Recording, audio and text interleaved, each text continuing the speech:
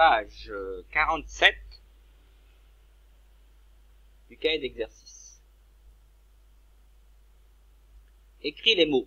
Alors, n'oubliez pas que le nouveau son de cette semaine, c'est quand on voit la lettre W qui fait V ou E, et quand on voit le OU, c'est-à-dire les lettres O, U ensemble qui font le son, un seul son OU.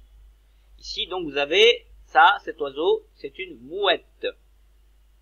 Donc, écrivez mouette. Il faut qu'apparaisse le son OU, qui s'écrit avec les lettres O, U. Ça, c'est le wagon.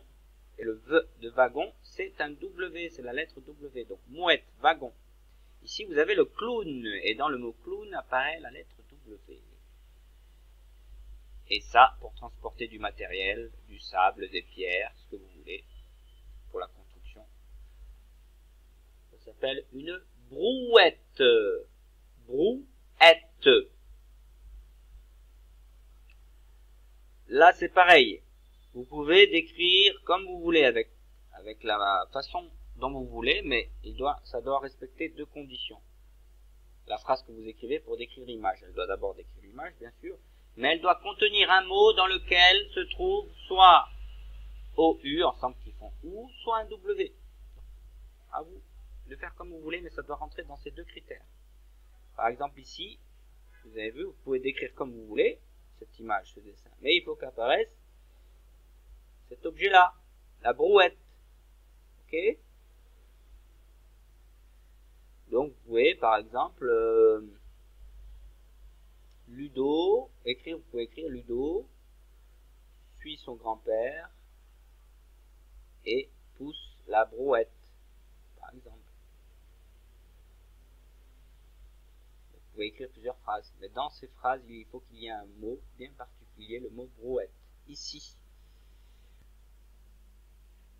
Là, ça s'appelle un sandwich. Il y a le W dedans. Donc, vous pouvez par exemple écrire Nina croque un sandwich avec le W, la lettre W. Ici, dans ce dessin, on va zoomer un petit peu.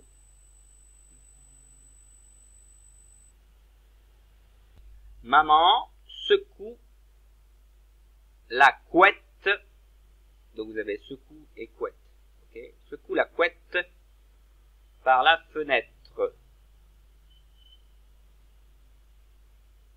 Ça, c'est la couette que l'on met sur le lit, la couette.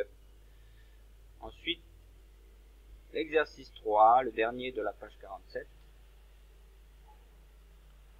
Entoure les mots qui décrivent chaque animal. Alors, regardez bien cet escargot. Est-ce qu'on peut dire de l'escargot qu'il est petit? Oui ou non? Si c'est oui, vous l'entourez.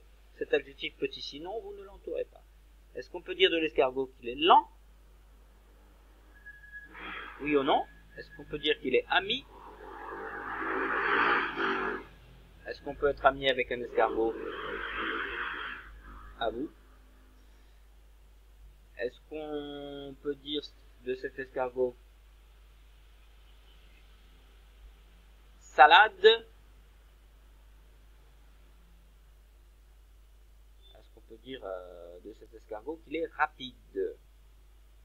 Ça doit être un mot qui décrit chaque animal. Ok? Si je parle de cet animal, est-ce que je peux employer ces mots-là? Vous entourez que les mots, que les adjectifs qui servent à décrire le nom, le mot escargot. Pareil là aussi pour le renard. Est-ce qu'on peut dire que le renard est rusé? Ça veut dire malin.